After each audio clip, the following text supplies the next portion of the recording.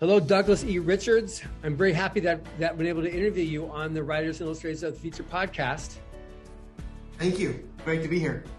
Yeah, so one of the things that we discussed, which I got very loud and clear in your novels, was that whereas the media and others will make you think that today things are a lot worse than what they used to be in the past, it's actually quite the reverse. So a little bit about that?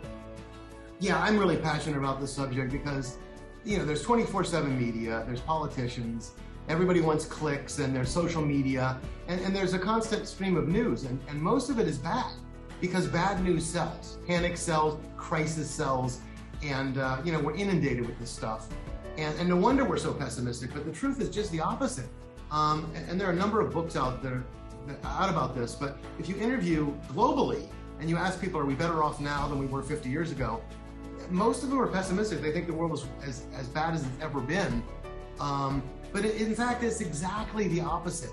I mean, on every dimension, and I'll talk about a number of dimensions, that just there's unambiguous evidence that the world is far better than it's ever been in terms of our health and our prosperity and even racism, violence, things that you wouldn't expect.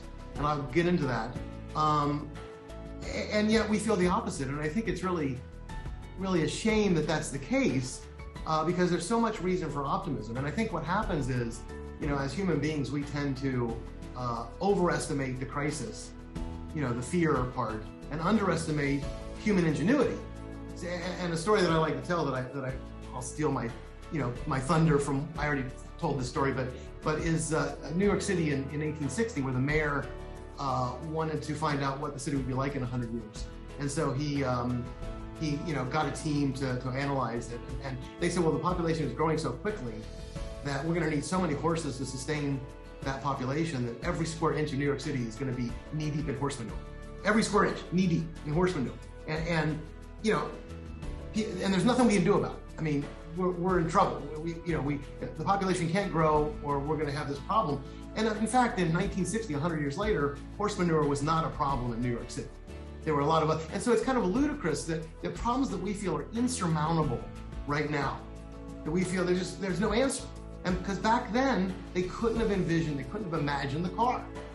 Something that's so obvious today and such an elegant solution. I mean, not that it doesn't have its own issues, but the point is that problems that were insurmountable yesterday, human ingenuity can make kind of laughable in 50 years. And I think that's something as a society we really need to keep in mind and be optimistic and hopeful rather than pessimistic and fearful. Right. And that's an absolute amazing reason why people need to listen to Doug Richards on the Writers and Illustrators of the Future podcast. Thank you very much, Doug. Thank you, John.